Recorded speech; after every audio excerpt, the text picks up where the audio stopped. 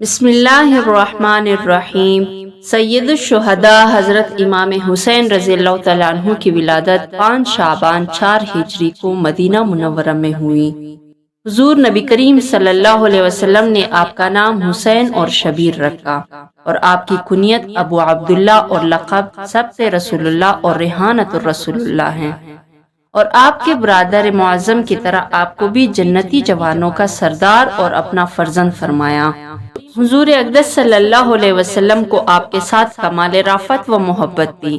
حدیث شریف میں ارشاد ہوا، آپ صلی اللہ علیہ وسلم نے فرمایا، جس نے ان دونوں یعنی حضرت امام حسن اور امام حسین سے محبت کی اس نے مجھ سے محبت کی، اور جس نے ان سے عداوت کی اس نے مجھ سے عداوت کی۔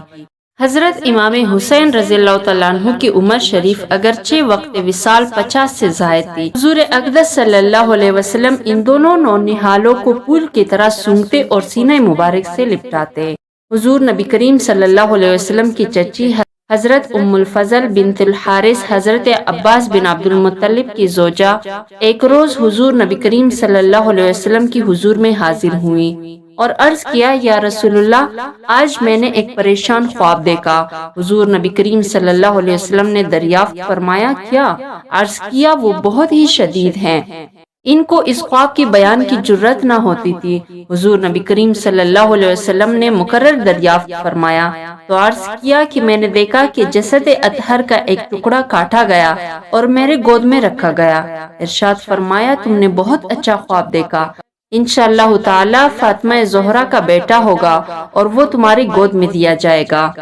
ایسا ہی ہوا، حضرت امام حسین رضی اللہ تعالیٰ عنہ پیدا ہوئے اور حضرت ام الفضل کی گود میں دیے گئے۔ ام فضل فرماتی ہیں کہ میں نے ایک روز حضور اقدس صلی اللہ علیہ وسلم کی خدمت اقدس میں حاضر ہو کر حضرت امام حسین رضی اللہ تعالیٰ عنہ کو آپ کی گود میں دیا، کیا دیکھتی ہوں کہ چشم مبارک سے آنسو کی لڑیاں جاری ہیں۔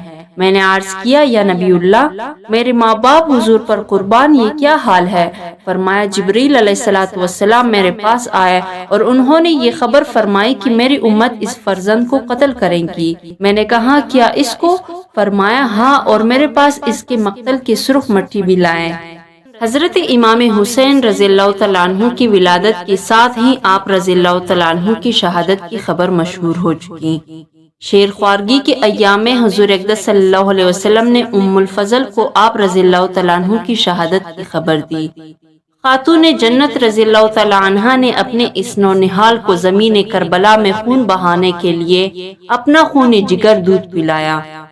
مصطفیٰ صلی اللہ علیہ وسلم نے بیابان میں سوکھا حلق کٹوانے اور رائے خدا میں مردانہ اور جان نظر کرنے کے لیے امام حسین رضی اللہ تعالیٰ عنہ کو اپنے آغوش رحمت میں تربیت فرمایا۔ اس کے رتبہ کی کیا نہایت، اور جو اس گود میں پرورش پائے اس کی عزت کا کیا اندازہ۔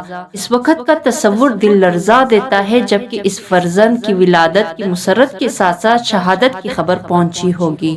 سید عالم صلی اللہ علیہ وسلم کی چشمہ رحمت چشم نے اشکوں کی موتی برسا دیے ہوں گے۔ اس خبر نے صحابہ کبار جانثاران اہل بیت کی دل ہلا دیے۔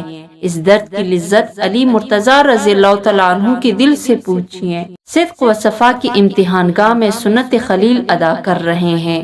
ابو نعیم نے نجی حضرمی سے روایت کی کہ وہ سفر صفین میں حضرت علی رضی اللہ تعالیٰ عنہ کی ہمراہ تھے۔ جب نینوا کے قریب پہنچے جہاں حضرت یونس علیہ السلام کا مزار اقدس ہے، تو حضرت علی رضی اللہ تعالیٰ عنہ نے ندا کی کہ اے ابو عبداللہ، فرات کے کنارے ٹھہرو۔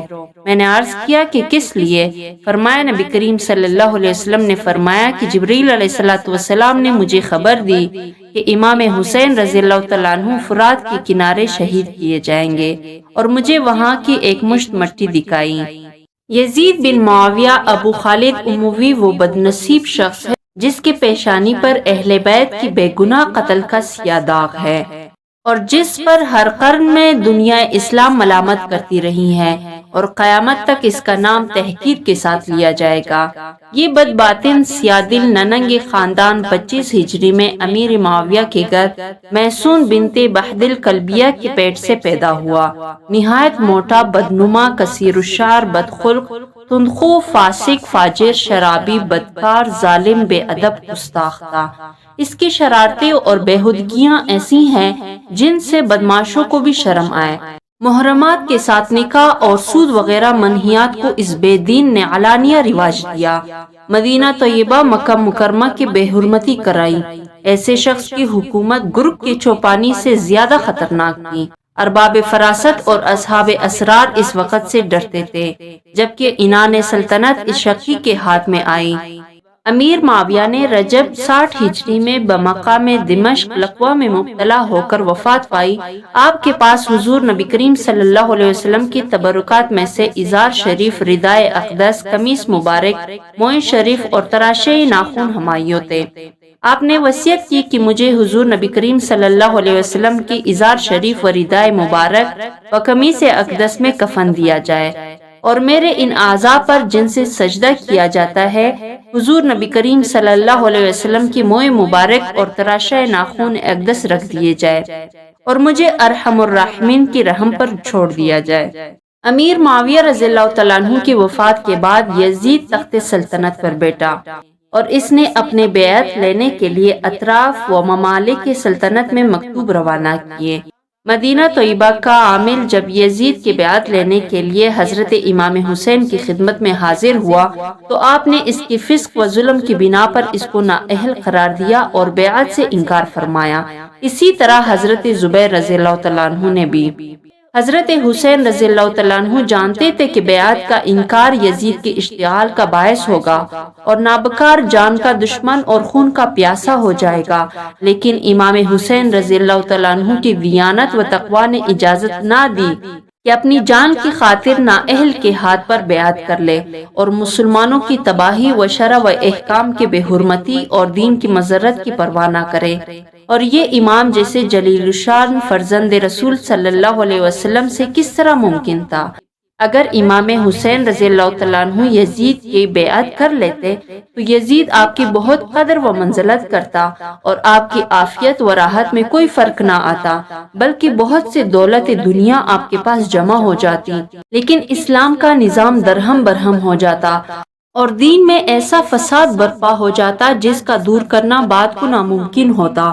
یزید کی ہر بدکاری کی جواز کے لیے حضرت امام حسین کی بیعت ایک دلیل ہوتی اور شریعت اسلامیہ اور ملت حنفیہ کا نقشہ مٹ جاتا۔ شیعوں کو بھی آنکھیں کھول کر دیکھ لینا چاہیے کہ امام نے اپنے جان کو خطرے میں ڈال دیا اور تقیہ کا تصور بھی خاطر مبارک پر نہ گزرا۔ حضرت امام حسین رضی اللہ تعالیٰ عنہ اور ابن زبیر رضی اللہ تعالیٰ عنہ سے بیعت کی درخواست اسی لیے پہلے کی گئی تھی کہ تمام اہل مدینہ ان کا اتباع کریں گے۔ اگر ان حضرات نے بیعت کر لی تو پھر کسی کو تأمل نہ ہوگا، لیکن ان حضرات کے انکار سے وہ منصوبہ خاک میں مل گیا اور یزیدیوں میں اسی وقت سے آتش عناد بھڑک اٹھی اور بضرورت ان حضرات کو اسی شب مدینہ سے مکہ مکرمہ منتقل ہونا پڑا۔ یہ واقعہ 34 شعبان 60 ہجری کا ہے۔ امام حسین رضی اللہ تعالیٰ عنہ نے مدینہ طیبہ سے بغم و بدل ناشاد رحلت فرما کر مکہ مکرمہ اقامت فرمائی۔ یزیدیوں کی کوشش سے اہل شام سے جہاں یزید کی تخت گاہ تھی یزید کی رائے مل سکی اور وہاں کی باشندوں نے اس کی بیعت کی۔ اہل کوفہ امیر معاویہ رضی اللہ تعالیٰ عنہ کی زمانہ ہی میں حضرت امام حسین کی خدمت میں درخواستیں بھیج رہے تھے، تشریف آوری کی التجائیں کر رہے تھے، لیکن امام حسین رضی اللہ تعالیٰ عنہ نے صاف انکار کر دیا تھا۔ امیر معاویہ رضی اللہ تعالیٰ عنہ کی وفات اور یزید کی تخت نشینی کے بعد اہل عراق کی جماعتوں نے متفق ہو کر امام حسین کی خدمت میں درخواستیں بھیجی اور ان میں اپنا نیاز مندی و جذبات عقیدت و اخلاص کا اظہار کیا اور حضرت امام حسین پر اپنی جان و مال فدا کرنے کی تمنا ظاہر کی۔ اس طرح کی التجا ناموں اور درخواستوں کا سلسلہ بن گیا اور تمام جماعتوں اور فرقوں کی طرف سے 150 کے قریب عرضیاں حضرت امام حسین کی خدمت میں پہنچی۔ کہاں تک اغماس کیا جاتا اور کب تک حضرت امام حسین کی اخلاق جواب خشک کی اجازت دیتے؟ ناچار آپ نے اپنے چچا زاد بھائی حضرت مسلم بن عقیل رضی اللہ تعالیٰ عنہ کی روانگی تجویز فرمائی۔ یہ مسئلہ ایسا درپیش آیا جس کا حل بجز اس کے اور کچھ نہ تھا کہ حضرت امام حسین ان کی دعوت پر لبیک فرمائے۔ اگرچہ اکابر صحابہ کرام کی اس رائے سے متفق نہ تھے اور انہیں کوفیوں کے عہد و مواثق کا اعتبار نہ تھا، حضرت امام حسین رضی اللہ تعالیٰ عنہ کے سامنے مسئلہ کی یہ صورت درپیش تھی کہ اس استدعا کو روکنے کے لیے عذر شرعی کیا ہے۔ ادھر ایسے جلیل القدر صحابہ کے شدید اصرار کا لحاظ، ادھر اہل کوفہ کی استدعا رد نہ فرمانے کے لیے کوئی شرعی عذر نہ ہونا حضرت امام کے لیے نہایت پیچیدہ مسئلہ تھا، جس کا حل بجز اس کے کچھ نظر نہ آئے کہ پہلے حضرت امام مسلم رضی اللہ تعالیٰ عنہ کو بھیجا جائے۔ اگر کوفیوں نے بدعہدی و بے وفائی کی تو عذر شرعی مل جائے گا، اور اگر وہ اپنے عہد پر قائم رہے تو صحابہ کو تسلی دی جا سکے گی۔ اس بنا پر آپ نے حضرت مسلم بن عقیل رضی اللہ تعالیٰ عنہ کو کوفہ روانہ فرمایا اور اہل کوفہ کو تحریر فرمایا کہ تمہارے استدعا پر ہم حضرت مسلم کو روانہ کرتے ہیں، ان کی نصرت و حمایت تم پر لازم ہے۔ حضرت مسلم رضی اللہ تعالیٰ عنہ نے کوفہ پہنچ کر مختار بن ابی عبید کے مقام پر قیام فرمایا۔ آپ کی تشریف آوری کی خبر سن کر جوک جوک مخلوق آپ کی زیارت کو آئی اور 12,000 سے زیادہ تعداد نے آپ کے دست مبارک پر حضرت امام حسین کی بیعت کی۔ حضرت مسلم رضی اللہ تعالیٰ عنہ نے اہل عراق کی گرویدگی اور عقیدت دیکھ کر حضرت امام رضی اللہ تعالیٰ عنہ کی جانب میں عریضہ لکھا، جس میں یہاں کی حالات کی اطلاع دی اور التماس کی کہ ضرورت ہے کہ حضرت جلد تشریف لائیں تاکہ بندگان خدا ناپاک کی شر سے محفوظ رہے اور دین حق کی تائید ہو۔ حضرت امام حسین رضی اللہ تعالیٰ عنہ حق کی بیعت سے مشرف و فیضیاب ہو سکے۔ اہل کوفہ کا یہ جوش دیکھ کر حضرت نعمان بن بشیر نے، جو اس زمانے میں حکومت شام کی جانب سے کوفہ کی گورنر تھے، اہل کوفہ کو مطلع کیا کہ یہ بیعت یزید کی مرضی کے خلاف ہے اور وہ اس پر بہت بڑکے گا، لیکن اتنی اطلاع دے کر ضابطہ کی کارروائی پوری کر کے حضرت نعمان بن بشیر خاموش ہو بیٹھے اور اس معاملے میں کسی قسم کی دست اندازی نہ کی۔ مسلم بن یزید حضرمی اور عمارہ بن ولید بن عقبہ نے یزید کو اطلاع دی کہ حضرت مسلم بن عقیل رضی اللہ تعالیٰ عنہ تشریف لائے ہیں اور اہل کوفہ میں ان کی محبت و عقیدت کا جوش دم بدم بڑھ رہا ہے۔ ہزارہاں آدمی ان کے ہاتھ پر امام حسین کی بیعت کر چکے ہیں اور نعمان بن بشیر نے اب تک کوئی کارروائی ان کے خلاف نہیں کی۔ یزید نے یہ اطلاع پاتے ہی نعمان بن بشیر کو معزول کیا اور عبید اللہ بن زیاد کو، جو اس کی طرف سے بصرہ کا والی تھا، ان کا قائم مقام کیا۔ عبید اللہ بن زیاد بہت مکار تھا، وہ بصرہ سے روانہ ہوا اور اس نے اپنی فوج کو قادسیہ میں چھوڑا اور خود حجازیوں کا لباس پہن کر اونٹ پر سوار ہوا اور چند آدمی ہمراہ لے کر شب کی تاریکی میں مغرب و عشاء کے درمیان اس راہ سے کوفہ میں داخل ہوا جس سے حجازی قافلہ آیا کرتے تھے۔ اس مکاری سے اس کا مطلب یہ تھا کہ اس وقت اہل کوفہ میں بہت جوش ہے، ایسے طور پر داخل ہونا چاہیے کہ وہ ابن زیاد کو نہ پہچانے اور یہ سمجھے کہ امام حسین رضی اللہ تعالیٰ عنہ تشریف لے آئیں تاکہ وہ بے خطرہ و اندیشہ امن و عافیت کے ساتھ کوفہ میں داخل ہو جائیں۔ چنانچہ ایسا ہی ہوا۔ اہل کوفہ، جن کو ہر لمحہ حضرت امام حسین رضی اللہ تعالیٰ عنہ کی تشریف آوری کا انتظار تھا، انہوں نے دھوکہ کھایا اور شب کی تاریکی میں حجازی لباس و حجازی راہ سے آتا دیکھ کر سمجھے کہ حضرت امام حسین تشریف لے آئے۔ نعرہ ہائے مسرت بلند کیے، گرد و بیش مرحبا کہتے چلے، مرحبا بک یا ابن رسول اللہ، اور قدمت خیر مقدوم کا شور مچایا۔ یہ مردود دل میں تو جلتا رہا اور اس نے اندازہ کر لیا کہ کوفیوں کو حضرت امام حسین کی تشریف آوری کا انتظار ہے اور ان کے دل ان کی طرف مائل ہیں، مگر اس وقت کی مصلحت سے خاموش رہا تاکہ ان پر اس کا مکر کھل نہ جائے، یہاں تک کہ دارالامارہ میں داخل ہو گیا۔ اس وقت کوفی یہ سمجھے کہ یہ حضرت نہ تھے بلکہ ابن زیاد اس فریب کاری کے ساتھ آیا اور انہیں حسرت و مایوسی ہوئی۔ رات گزار کر صبح کو ابن زیاد نے اہل کوفہ کو جمع کیا اور حکومت کا پروانہ پڑھ کر انہیں سنایا اور یزید کی مخالفت سے ڈرایا دھمکایا، طرح طرح کے ہیلوں سے حضرت مسلم کی جماعت کو منتشر کر دیا۔ حضرت مسلم نے ہائی بن عروہ کے مکان میں اقامت فرمائی۔ ابن زیاد نے محمد بن اشعث کو ایک دستہ فوج کے ساتھ ہانی کے مقام پر بیچ کر اس کو گرفتار کر منگایا اور قید کر لیا۔ کوفہ کی تمام رؤساء کو بھی قلعہ میں نظر بند کر دیا۔ حضرت مسلم رضی اللہ تعالیٰ عنہ یہ خبر پا کر برآمد ہوئے اور آپ نے اپنے متوسلین کو ندا کی۔ جوک جوک آدمی آنے شروع ہوئے اور 40,000 کی جمعیت نے آپ کے ساتھ قصر شاہی کا احاطہ کر لیا۔ صورت بن آئی تھی، حملہ کرنے کی دیر تھی۔ اگر حضرت مسلم رضی اللہ تعالیٰ عنہ حملہ کرنے کا حکم دیتے تو اسی وقت قلعہ فتح ہوتا اور ابن زیاد اور اس کے ہمراہی حضرت مسلم کے ہاتھ میں گرفتار ہوتے اور یہی لشکر سیلاب کی طرح امنڈ کر شامیوں کو تاج و تارج کر ڈالتا اور یزید کو جان بچانے کے لیے کوئی راہ نہ ملتی۔ لیکن حضرت مسلم رضی اللہ تعالیٰ عنہ نے قلعہ کا احاطہ تو کر لیا، اور باوجود یہ کہ کوفیوں کی بدعہدی اور ابن زیاد کی فریب کاری اور یزید کی عداوت پوری طور پر ثابت ہو چکی تھی، پھر بھی آپ نے اپنے لشکر کو حملہ کا حکم نہ دیا اور ایک بادشاہ کی نائب کی حیثیت سے آپ نے انتظار فرمایا کہ پہلے گفتگو سے قطع حجت کر لیا جائے اور صلح کی صورت پیدا ہو سکے تو مسلمانوں میں خونریزی نہ ہونے دی جائے۔ آپ نے اپنے اس پاک ارادے سے انتظار میں رہے اور اپنی احتیاط کو ہاتھ سے نہ دیا۔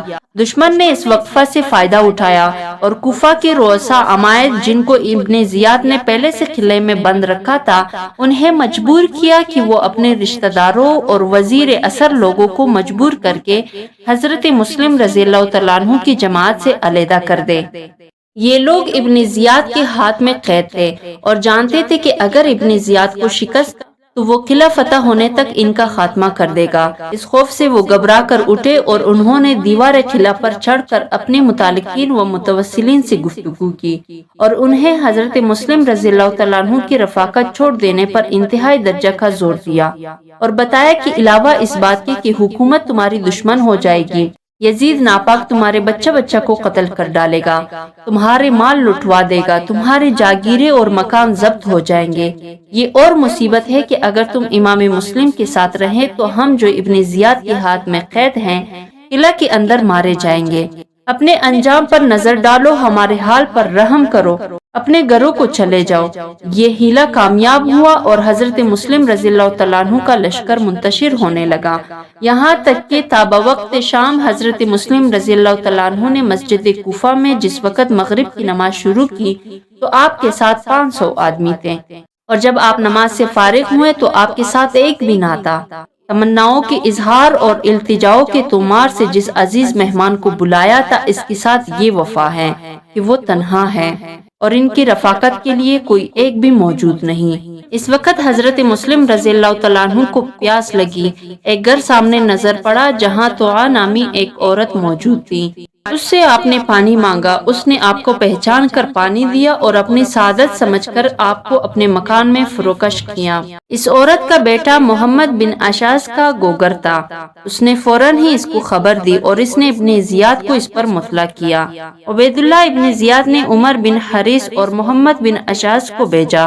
ان دونوں نے ایک جماعت ساتھ لے کر توعا کی گھر کا احاطہ کیا اور چاہا کہ حضرت مسلم رضی اللہ تعالیٰ عنہ کو گرفتار کر لے۔ حضرت مسلم رضی اللہ تعالیٰ عنہ اپنی تلوار لے کر نکلے اور بنا چاری آپ نے ان ظالموں سے مقابلہ شروع کیا اور بہت آدمی زخمی ہو گئے اور بعض مارے گئے۔ معلوم ہوا کہ بنی ہاشم کی اس ایک جوان سے نامردان کوفہ کی یہ جماعت نبرد آزما نہیں ہو سکتی۔ اب تجویز کی کہ کوئی چال چلنی چاہیے اور کسی فریب سے حضرت مسلم پر قابو پانے کی کوشش کی جائے۔ یہ سوچ کر امن و صلح کا اعلان کر دیا اور حضرت مسلم سے عرض کیا کہ ہمارے آپ کے درمیان جنگ کی ضرورت نہیں، نہ ہم آپ سے لڑنا چاہتے ہیں، مدعا صرف اس قدر ہے کہ آپ ابن زیاد کے پاس تشریف لے چلیں اور اس سے گفتگو کر کے معاملہ طے کر لے۔ حضرت مسلم رضی اللہ تعالیٰ عنہ نے فرمایا کہ میرا خود قصد جنگ نہیں، اور جس وقت میرے ساتھ 40,000 کا لشکر تھا اس وقت بھی میں نے جنگ نہیں کی، اور میں یہی انتظار کرتا رہا کہ ابن زیاد گفتگو کر کے کوئی شکل مصالحت پیدا کرے تو خون ریزی نہ ہو۔ چنانچہ یہ لوگ حضرت مسلم رضی اللہ تعالیٰ عنہ کو مع ان کے دونوں صاحبزادوں کے عبید اللہ بن زیاد کے پاس لے کر روانہ ہوئے۔ اس بدبخت نے پہلے ہی سے دروازے کے دونوں پہلوؤں میں اندر کی جانب تیغزن چھپا کر کھڑے کر دیے تھے اور انہیں حکم دے دیا تھا کہ حضرت مسلم رضی اللہ تعالیٰ عنہ دروازے میں داخل ہوں تو ایک دم دونوں طرف سے ان پر وار کیا جائے۔ اور آپ اس مکاری سے کیا واقف تھے؟ آپ آیت کریمہ ربنا افتح بیننا و بین قومنا بالحق پڑھتے ہوئے دروازے میں داخل ہوئے۔ داخل ہونا تھا کہ اشقیاء نے دونوں طرف سے تلواروں کے وار کیے اور بنی ہاشم کا مظلوم مسافر اعداء دین کے بے رحمی سے شہید ہوا۔ حضرت مسلم بن عقیل رضی اللہ تعالیٰ عنہ کا خط آنے کے بعد حضرت امام حسین رضی اللہ تعالیٰ عنہ کو کوفیوں کی درخواست قبول فرمانے میں کوئی عذر باقی نہیں رہتی تھی، لیکن صحابہ کے دل اس وقت حضرت امام حسین کی سفر کو کسی طرح گوارا نہ کرتے تھے۔ حضرت ابن عباس، حضرت ابن عمر، حضرت جابر، حضرت ابو سعید خدری، حضرت ابو واقد لیثی رضی اللہ تعالیٰ عنہ اور دوسرے صحابہ کرام آپ کو روکنے میں بہت مصر تھے اور آخر تک اور یہی کوشش کرتے رہے کہ آپ مکہ مکرمہ سے تشریف نہ لے جائے، لیکن یہ کوششیں کارآمد نہ ہوئی۔ حضرت امام حسین رضی اللہ تعالیٰ عنہ نے 3 ذی الحجہ 60 ہجری کو اپنے اہل بیت، موالی و خدام کل 82 نفوس کو ہمراہ لے کر راہ عراق اختیار کی۔ راہ میں حضرت امام حسین کو کوفیوں کی بدعہدی حضرت مسلم کی شہادت کی خبر مل گئی۔ اس وقت آپ کی جماعت میں مختلف رائے ہوئی اور ایک مرتبہ آپ نے بھی واپسی کا قصد ظاہر فرمایا، لیکن بہت گفتگیوں کے بعد رائے یہی قرار پائی کہ سفر جاری رکھا جائے اور واپسی کا خیال ترک کیا جائے۔ حضرت امام حسین رضی اللہ تعالیٰ عنہ نے بھی اس مشورہ سے اتفاق کیا اور قافلہ آگے چل دیا، یہاں تک کہ جب کوفہ 2 منزل رہ گیا تب آپ کو حر بن یزید ریاحی ملا۔ حر کے ساتھ ابن زیاد کی 1000 ہتھیار بند سوار تھے۔ حر نے حضرت امام حسین کی جناب میں عرض کیا کہ اس کو ابن زیاد نے آپ کی طرف بھیجا ہے اور حکم دیا ہے کہ آپ کو اس کے پاس لے چلے۔ حر کے دل میں خاندان نبوت اور اہل بیت کی عظمت ضرور تھی اور اس نے نمازوں میں حضرت امام حسین ہی کی اقتداء کی، لیکن وہ ابن زیاد کے حکم سے مجبور تھا کہ حضرت امام حسین کے ساتھ نرمی کی گئی تو وہ نہایت سختی کے ساتھ پیش آئے گا۔ اس اندیشہ اور خیال سے حر اپنے بات پر اڑا رہا، یہاں تک کہ حضرت امام حسین کو کوفہ کی راہ سے ہٹ کر کربلا میں نزول فرمانا پڑا۔ یہ محرم 61 ہجری کی دوسری تاریخ تھی۔ آپ نے اس مقام کا نام دریافت کیا تو معلوم ہوا کہ اس جگہ کو کربلا کہتے ہیں۔ حضرت امام حسین کربلا سے واقف تھے اور آپ کو معلوم تھا کہ کربلا ہی وہ جگہ ہے جہاں اہل بیت رسالت کو رائے حق میں اپنی خون کی ندیاں بہانی ہوگی۔ آپ کو انہی دنوں میں حضور صلی اللہ علیہ وسلم کی زیارت ہوئی۔ حضور صلی اللہ علیہ وسلم نے آپ کو شہادت کی خبر دی اور آپ کے سینہ مبارک پر دست اقدس رکھ کر دعا فرمائی، اللہم اعط الحسین صبرا و اجرا۔ حضرت امام حسین کی خدمت میں ابن زیاد کا ایک مکتوب پہنچا جس میں اس نے حضرت امام حسین سے یزید ناپاک کی بیعت طلب کی تھی۔ حضرت امام حسین نے وہ خط پڑھ کر ڈالا اور قاصد سے کہا، میرے پاس اس کا کچھ جواب نہیں۔ اس سے ابن زیاد کا تیش اور زیادہ ہو گیا اور اس نے مزید عساکر و افواج ترتیب دیے اور ان لشکروں کا سپہ سالار عمر بن سعد کو بنایا، جو اس زمانے میں ملک ریگ کا والی اور گورنر تھا۔ ریگ خراسان کا ایک شہر ہے جو آج کل ایران کا دارالسلطنت ہے اور اس کو تہران کہتے ہیں۔ عمر ابن سعد وہ چاہتا تھا کہ حضرت امام حسین کے خون کے الزام سے وہ بچا رہے، مگر ابن زیاد نے اسے مجبور کر دیا کہ اب 2 ہی صورتیں ہیں، یا تو ریگ کی حکومت سے دستبردار ہو ورنہ امام سے مقابلہ کیا جائے۔ دنیاوی حکومت کی لالچ نے اس کو اس جنگ پر آمادہ کر دیا۔ آخر کار ابن سعد وہ تمام عساکر و افواج لے کر حضرت امام حسین کے مقابلہ کے لیے روانہ ہوا اور ابن زیاد متواتر کمک پر کمک بیچتا رہا، یہاں تک کہ عمر بن سعد کے پاس 22,000 سوار اور پیادہ جمع ہو گئے اور اس نے اس جمعیت کے ساتھ کربلا میں پہنچ کر فرات کی کنارے پر پڑاؤ کیا اور اپنا مرکز قائم کیا۔ اہل بیت پر پانی بند کرنے اور ان کی خونوں کی دریا بہانے کے لیے بےغیرتی سے سامنے آنے والوں میں زیادہ تعداد انہی بے حیا لوگوں کی تھی جنہوں نے حضرت امام حسین کو صدہا درخواستیں بیچ کر بلایا تھا اور مسلم بن عقیل رضی اللہ تعالیٰ عنہ کے ہاتھ پر حضرت امام کی بیعت کی تھی۔ نادان بچے ایک ایک قطرہ کے لیے تڑپ رہے تھے۔ نور کی تصویریں پیاس کی شدت میں دم توڑ رہی تھی۔ بیماریوں کے لیے دریا کا کنارہ بیابان بنا ہوا تھا۔ آل رسول کو لب آب پانی میسر نہ آتا تھا۔ سر چشمہ تیمم سے نمازیں پڑھنی پڑتی تھی۔ اس طرح بے آب ودانہ 3 دن گزر گئے۔ چھوٹے چھوٹے بچے اور بیویاں سب بھوک و پیاس سے بے تاب و تواں ہو گئے۔ حضرت امام حسین رضی اللہ تعالیٰ عنہ نے راحت دنیا کی منہ پر ٹوکر مار دی اور راہ حق میں پہنچنے والی مصیبتوں کا خوش دلی سے خیر مقدم کیا، اور باوجود اس قدر آفتوں اور بلاؤں کی ناجائز بیعت کا خیال اپنے قلب مبارک میں نہ آنے دیا، اور مسلمانوں کی تباہی و بربادی کو گوارا نہ فرمائی، اپنا گھر لٹانا اور اپنے خون بہانا منظور کیا، مگر اسلام کی عزت میں فرق آنا برداشت نہ ہو سکا۔ جب کسی طرح شکل مصالحت پیدا نہ ہوئی اور کسی شکل سے جفا شعار قوم صلح کی طرف مائل نہ ہوئی اور تمام صورتیں ان کے سامنے پیش کر دی گئی، لیکن تشنگان خون اہل بیت کسی بات پر راضی نہ ہوئے، اور حضرت امام حسین کو یقین ہو گیا کہ اب کوئی شکل خلاص کی باقی نہیں ہے، نہ یہ شہر میں داخل ہونے دیتے ہیں، نہ واپس جانے دیتے ہیں، نہ ملک چھوڑنے پر ان کو تسلی ہوتی ہے، وہ جان کی خواہ ہیں، اور اب اس جنگ کو دفع کرنے کا کوئی طریقہ باقی نہ رہا۔ اس وقت حضرت امام حسین نے اپنے قیام گاہ کے گرد ایک خندق کودنے کا حکم دیا۔ خندق کودی گئی اور اس کے صرف ایک راہ رکھی گئی جہاں سے نکل کر دشمنوں سے مقابلہ کیا جائے۔ خندق میں آگ جلا دی گئی تاکہ اہل خیمہ دشمنوں کے ایذا سے محفوظ رہیں۔ 10ویں محرم کا قیامت نما دن آیا۔ جمعے کی صبح حضرت امام حسین نے تمام اپنے رفقا اہل بیت کے ساتھ فجر کے وقت اپنی عمر کی آخری نماز باجماعت نہایت ذوق و شوق، تضرع و خشوع کے ساتھ ادا فرمائی۔ حضرت امام حسین رضی اللہ تعالیٰ عنہ نے عرصہ کارزار میں تشریف فرما کر ایک خطبہ فرمایا جس میں بیان فرمایا کہ خون ناحق حرام اور غضب الہی کا موجب ہے۔ میں تمہیں آگاہ کرتا ہوں کہ تم اس گناہ میں مبتلا نہ ہو۔ میں نے کسی کو قتل نہیں کیا، کسی کا گھر نہیں جلایا۔ اگر تم اپنے شہر میں میرا آنا نہیں چاہتے تو مجھے واپس جانے دو، تم سے کسی چیز کا طلبگار نہیں۔ اس کا جواب یہ دیا گیا کہ آپ کے تمام فضائل ہمیں معلوم ہے، مگر اس وقت یہ مسئلہ زیر بحث نہیں۔ آپ جنگ کے لیے کسی کو میدان میں بھیجیے اور گفتگو ختم فرمائیں۔ حضرت امام حسین نے فرمایا کہ میں حجتیں ختم کرنا چاہتا ہوں تاکہ اس جنگ کو دفع کرنے کے تدابیر میں سے میری طرف سے کوئی تدبیر نہ رہ جائے، اور جب تم مجبور کرتے ہو تو بمجبوری اور ناچاری مجھ کو تلوار اٹھانے ہی پڑے گی۔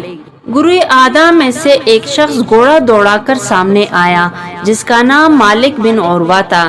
جب اس نے دیکھا کہ لشکر امام کے گرد خندق میں آگ جل رہی ہے اور شعلے بلند ہو رہے ہیں تو اس گستاخ بدباطن نے حضرت امام حسین سے کہا، اے حسین، تم نے وہاں کی آگ سے پہلے یہی آگ لگا دی۔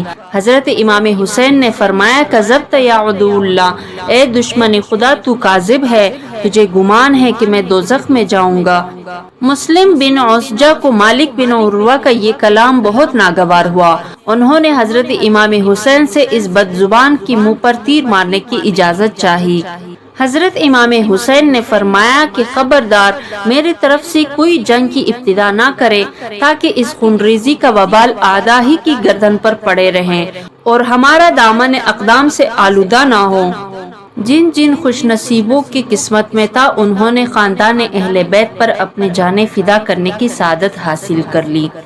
اس زمرہ میں حر بن یزید ریاحی قابل ذکر ہے۔ جنگ کے وقت حر کا دل بہت مضطرب تھا۔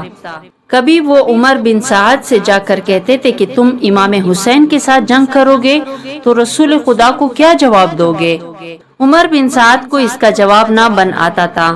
وہاں سے ہٹ کر پھر میدان میں آتے ہیں، بدن کانپ رہا ہے، پریشانی کی آثار نمایاں ہیں، دل دھڑک رہا ہے۔ ان کے بھائی مصعب بن یزید نے ان کا یہ حال دیکھ کر پوچھا کہ اے برادر، آپ مشہور جنگ عظما و دلاور و شجاع ہیں، آپ کا یہ کیا حال ہے؟ آپ پر اس قدر خوف و ہراس کیوں غالب ہے؟ حر نے کہا، اے برادر، یہ مصطفیٰ صلی اللہ علیہ وسلم کی فرزند سے جنگ ہے، اپنی عاقبت سے لڑائی ہے، میں بہشت و دوزخ کے درمیان کھڑا ہوں۔ اسی اثنا میں حضرت امام حسین کی آواز آئی، فرماتے ہیں، کوئی ہے جو آج آل رسول پر جان نثار کرے؟ یہ صدا تھی جس نے پاؤں کی بیڑیاں کاٹ دی، جان فدا کرنے کے ارادے سے چل پڑا، گھوڑا دوڑایا اور امام علی کی خدمت میں حاضر ہو کر گھوڑے سے اتر کر نیاز مندوں کے طریقے پر رکاب تامی اور عرض کیا، اے ابن رسول، فرزند بطول میں وہی حر ہوں جو پہلے آپ کے مقابل آیا اور جس نے آپ کو اس میدان بیابان میں روکا، اپنی اس جسارت پر نادم و شرمندگی سے اپنی خجالت نظر نہیں اٹھانے دیتی۔ آپ کی کریمانہ صدا سن کر امیدوں نے ہمت بندھائی تو حاضر خدمت ہوا ہوں۔ آپ رضی اللہ تعالیٰ عنہ کی کرم سے کیا بعید کہ عفو جرم فرمائے اور غلامان بااخلاص میں شامل کرے اور اپنے اہل بیت پر جان قربان کرنے کی اجازت دیں۔ حر اجازت پا کر میدان کی طرف روانہ ہوا، گھوڑا چمکا کر صف اعداء پر پہنچا۔ حر کے بھائی مصعب بن یزید نے دیکھا کہ حر نے دولت سعادت پائی اور نعمت آخرت سے بہرمند ہوا۔ اس کے دل میں بھی ولولہ اٹھا اور باغ اٹھا کر گھوڑا دوڑاتا ہوا چلا۔ عمر بن سعد کے لشکر کو گمان ہوا کہ بھائی کے مقابلے کے لیے جاتا ہے۔ جب میدان میں پہنچا بھائی سے کہنے لگا، بھائی تو میرے لیے خضر راہ ہو گیا اور مجھے تو نے سخت ترین مہلکہ سے نجات دلائی، میں بھی تیرے ساتھ ہوں۔ یہ واقعہ دیکھ کر عمر بن سعد کے بدن پر لرزہ پڑ گیا اور وہ گھبرا اٹھا اور اس نے ایک شخص کو منتخب کر کے اس کے لیے بھیجا اور کہا کہ رفق و مدارت کے ساتھ سمجھا بہکا کر حر کو اپنے موافق کرنے کی کوشش کریں۔ اے حر، تیرے عقل و دانائی پر ہم فخر کیا کرتے تھے، مگر آج تو نے کمال نادانی کی اس لشکر جرار سے نکل کر یزید کے انعام و اکرام پر ٹھوکر مار کر چند بے کس مسافروں کا ساتھ دیا، جن کے ساتھ نان خشک کا ایک ٹکڑا اور پانی کا ایک قطرہ بھی نہیں۔ تیری اس نادانی پر افسوس آتا ہے۔ اور نے کہا، اے بے عقل ناصح، تجھے اپنی نادانی پر رنج کرنا چاہیے کہ تو نے طاہر کو چھوڑ کر نجس کو قبول کیا۔ جب اس ناصح بدباطن کو اس کی چرب زبانی حر پر اثر نہیں کر سکتی تو اس بدبخت نے باتیں کرتے کرتے ایک تیر حر کے سینے پر کھینچ مارا۔ حر نے زخم کھا کر ایک نیزہ کا وار کیا جو سینہ سے پار ہو گیا اور ذہن سے اٹھا کر زمین پر پٹک دیا۔ اس شخص کے 3 بھائی تھے، یک بارگی حر پر دوڑ پڑے۔ حر نے آگے بڑھ کر ایک کا سر تلوار سے اڑا دیا، دوسرے کی کمر میں ہاتھ ڈال کر زین سے اٹھا کر اس طرح پھینکا کہ گردن ٹوٹ گئی۔ تیسرا باغ نکلا اور حر نے اس کا تعاقب کیا، قریب پہنچ کر اس کے پشت پر نیزہ مارا اور وہ سینہ سے نکل گیا۔ لشکر ابن سعد کو حر کی جنگی ہنر کا اعتراف کرنا پڑا اور وہ جانباز صادق داد شجاعت دے کر فرزند رسول پر جان فدا کر گیا۔ اہل بیت کے نونہال اور ناز کے پالوں نے میدان کربلا میں حضرت امام حسین پر اپنی جانیں فدا کی۔ حضرت امام حسین کے سامنے ان کے نور نظر حضرت علی اکبر رضی اللہ تعالیٰ عنہ حاضر ہیں، میدان میں جانے کی اجازت چاہتے ہیں۔ حضرت امام حسین رضی اللہ تعالیٰ عنہ نے اس نوجوان جمیل کو خود گھوڑے پر سوار کیا، اسلحہ اپنے دست مبارک سے لگائیں۔ ان تمام مصائب کو اہل بیت نے رضائے حق کے لیے بڑے استقلال کے ساتھ برداشت کیا۔ حضرت علی اکبر رضی اللہ تعالیٰ عنہ خیمہ سے رخصت ہو کر میدان کارزار کی طرف تشریف فرما ہوئے۔ یہ اسد الہی شہر میدان میں آیا اور اپنی مبارک زبان سے رج شروع کی، انا علی ابن الحسین ابن العلی، نحن اہل البیت اولا بالنبی۔ لشکریوں نے عمر بن سعد سے پوچھا، یہ سوار کون ہے جس کی شان شجاعت اس کی ایک ایک ادا سے ظاہر ہے؟ کہنے لگا، یہ حضرت امام حسین کی فرزند ہے، صورت و سیرت میں اپنے جد کریم نبی کریم صلی اللہ علیہ وسلم سے بہت مناسبت رکھتے ہیں۔ یہ سن کر لشکریوں کو کچھ پریشانی ہوئی اور ان کے دلوں نے ان پر ملامت کی، لیکن ابن زیاد کے وعدے اور یزید کے انعام و اکرام و طمع و دولت و مال کے حرص نے اس طرح گرفتار کیا تھا کہ وہ اہل بیت اطہار کی قدر و شان اور اپنے افعال و کردار کی شامت و نحوست جاننے کے باوجود اپنے ضمیر کی ملامت کی پرواہ نہ کر کے رسول خدا کی باغی بنے۔ حضرت علی اکبر رضی اللہ تعالیٰ عنہ نے پھر نعرہ مارا اور فرمایا کہ اے ظالمان جفا کشی، اگر بنی فاطمہ کی خون کی پیاس ہے تو تم میں سے جو بہادر ہو اسے میدان میں بھیجو، لیکن آپ نے خود دشمن کے لشکر پر حملہ کیا، جس طرف ضد کی پرے کے پرے ہٹا دیے۔ کبھی قلب لشکر میں غوطہ لگایا تو گردن کشوں کی سر موسم خزاں کے پتوں کی طرح تن کی درختوں سے جدا ہو کر گرنے لگے۔ ہر طرف شور برپا ہو گیا، دلاوروں کے دل چھوٹ گئے، بہادروں کی ہمتیں ٹوٹ گئیں، کبھی نیزے کی ضرب تھی، کبھی تلوار کا وار تھا۔ شہزادہ اہل بیت کا حملہ نہ تھا، عذاب الہی کی بلائے عظیم تھی۔ دھوپ میں جنگ کرتے کرتے اہل بیت کو تشنگی کا غلبہ ہوا۔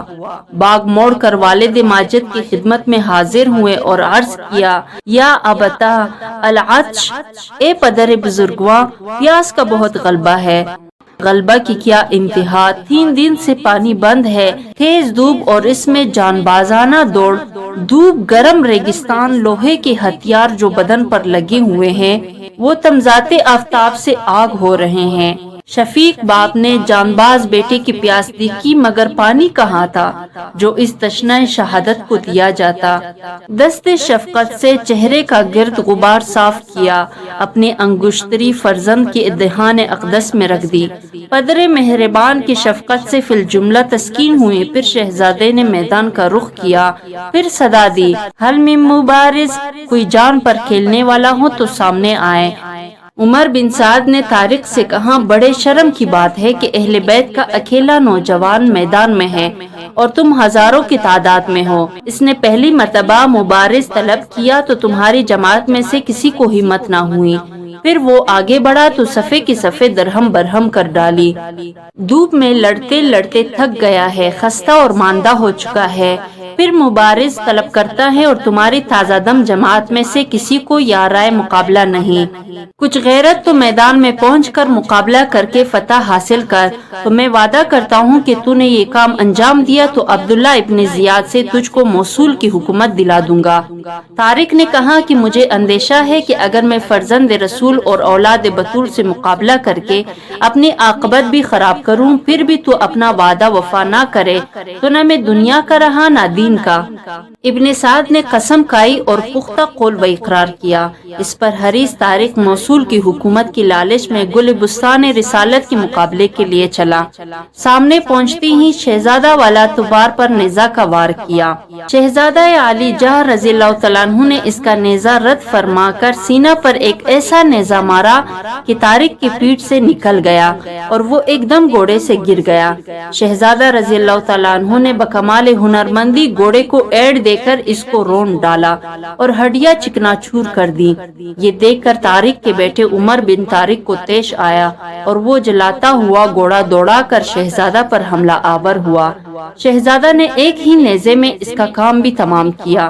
اس کے بعد اس کا بھائی طلحہ بن طارق اپنے باپ اور بھائی کا بدلہ لینے کے لیے آتش شعلہ کی طرح شہزادہ پر دوڑ پڑا۔ حضرت علی اکبر رضی اللہ تعالیٰ عنہ نے اس کی گریبان میں ہاتھ ڈال کر زین سے اٹھا لیا اور زمین پر اس زور سے پٹکا کہ اس کا دم نکل گیا۔ شہزادہ کی ہیبت سے لشکر میں شور برپا ہو گیا۔ ابن سعد نے ایک مشہور بہادر مسرع ابن غالب کو شہزادہ کے مقابلے کے لیے بھیجا۔ مسرع نے شہزادہ پر حملہ کیا۔ آپ نے تلوار سے نیزہ قلم کر کے اس کے سر پر ایسے تلوار ماری کہ زین تک کٹ گئی، 2 ٹکڑے ہو کر گر گیا۔ اب کسی میں ہمت نہ رہی تھی کہ تنہا اس شیر کے مقابل آتا۔ ناچار ابن سعد نے محکم بن طفیل اور ابن نوفل کو 1,000 سواروں کے ساتھ شہزادہ رضی اللہ تعالیٰ عنہ پر یکبارگی حملہ کرنے کے لیے بھیجا۔ اس حملے میں شہزادے کے ہاتھ سے کتنے بدنصیب ہلاک ہوئے، کتنے پیچھے ہٹے۔ آپ پر پیاس کی شدت بہت ہوئی، پھر گھوڑا دوڑا کر حضرت امام حسین کی خدمت میں حاضر ہو کر عرض کیا، العطش العطش، بابا پیاس کی بہت شدت ہے۔ اس مرتبہ حضرت امام حسین نے فرمایا، اے نور دیدہ، حوض کوثر سے سیرابی کا وقت قریب آ گیا ہے۔ دست مصطفیٰ سے وہ جام ملے گا جس کی لذت نہ تصور میں آ سکتی ہے نہ زبان بیان کر سکتی ہے۔ یہ سن کر حضرت علی اکبر رضی اللہ تعالیٰ عنہ کو خوشی ہوئی اور وہ پھر میدان کی طرف لوٹ گئے اور لشکر دشمن کی یمین و یسار پر حملہ کرنے لگے۔ اس مرتبہ لشکر اشرار نے یکبارگی چاروں طرف سے گھیر کر حملہ کرنا شروع کر دیے۔ آپ بھی حملہ فرماتے رہیں اور دشمن ہلاک ہو کر خاک و خون میں لوٹتے رہیں، لیکن چاروں طرف سے نیزوں کی زخموں نے تن نازنین کو چکنا چور کر دیا تھا۔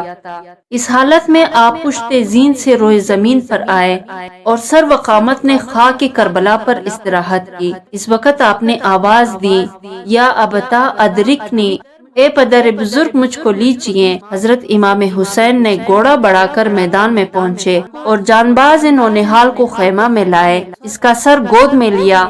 حضرت علی اکبر رضی اللہ تعالیٰ عنہ نے آنکھ کھولی اور اپنا سر والد کی گود میں دیکھ کر فرمایا، اے پدر بزرگ میں دیکھ رہا ہوں کہ آسمان کے دروازے کھلے ہوئے ہیں، بہشتی حوریں شربت کی جام لیے انتظار کر رہی ہیں۔ یہ کہا اور جان و جان آفرین کی سپرد کی۔ انا للہ و انا الیہ راجعون۔